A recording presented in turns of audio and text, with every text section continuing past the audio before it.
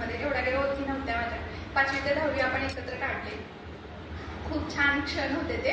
आपण शाळेचे बांधकाम सुद्धा केले माहितीये ना, विटा वगैरे सुद्धा आपण हे केले. तर मला खूप आनंद होतोय की सगळे एकत्र आले. आफ्टर मॅरेज मुलींमध्ये भरपूर सारे चेंजेस झालेले आहेत, मुलांमध्ये पण भरपूर सारे चेंजेस झालेले आहेत.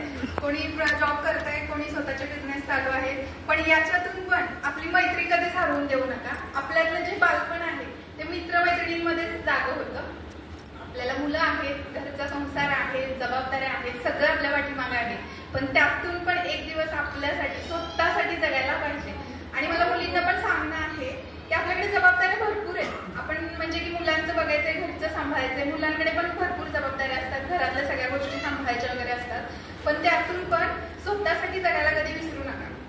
आपण स्वतःसाठी जगा, मला एवढंच सांगणं आहे. आणि मेल्यानंतर म्हणतात ना, कावा शिवत नाही, इच्छा पूर्ण राहतात. असं जगायचं नाही की कावा जवळ आला पाहिजे, की खरं की आयुष्य जगणे खरंच छान स्वतःसाठी जगा. कारण हे कमवलेलं सगळं आहे इथंच राहणार आहे. आपलं नाव आणि आपण जे आपल्याला स्वतःसाठी काही जगलोय तेवढंच आपण वरती घेऊन जाणार आहे. सो माझी एवढीच इच्छा आहे. आणि ना वर्षातून एकदा तरी ऍटलिस्ट दिवाळीमध्ये मुली येतात तेव्हा आपण ग्रुपवर असंच कायमस्वरूपी ग्रुप आपला ऍक्टिव्ह ठेवायचा आहे.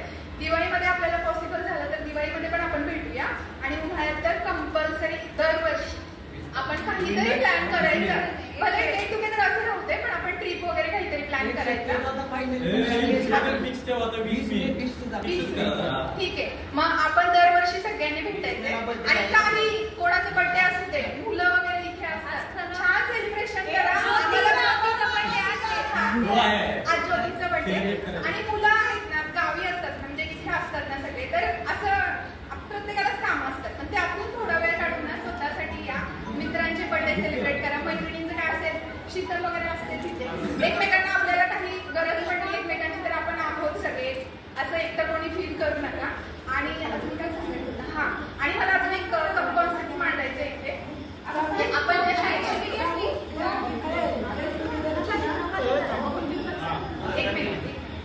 आपण ज्या शाळेत शिकलो ना, तर माझी अशी मनापासून इच्छा आहे की आपण त्या शाळेसाठी काहीतरी करावं. सो आता आम्ही शाळेत गेलो होतो, तिथे पाण्याचा प्रॉब्लेम आहे आणि प्लस फॅन वगैरे नाही. तर मी कुंभार सरांशी चर्चा केली. कुंभार सर बोलले पाणी वगैरे आता ग्रामपंचायतीचं चालू होईल, पण आपण बसलेलं आपल्याला किती गरम होत होतं.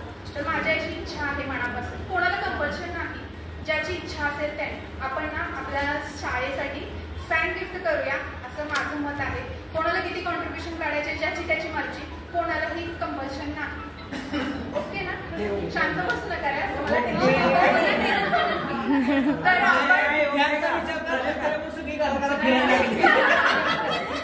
कारण की बाकीच्या गोष्टी बाजूला आपण त्या शाळेत शिकलोय तर आपण त्याचं काहीतरी द्यायला लागतं. छोटंसं गिफ्ट आपल्यापासून काहीतरी, अशी माझी इच्छा आहे. सगळ्यांनी त्याच्यावर विचार करा, चर्चा करा, नंतर आपण ठरवू. आणि थँक्यू सो मच सगळे आलात, मला खूप छान वाटतंय. मी हा दिवस कधीच विसरणार नाही. आणि मी आता ना डबल एनर्जीने काम करेन, एवढी एनर्जी भेटली मला.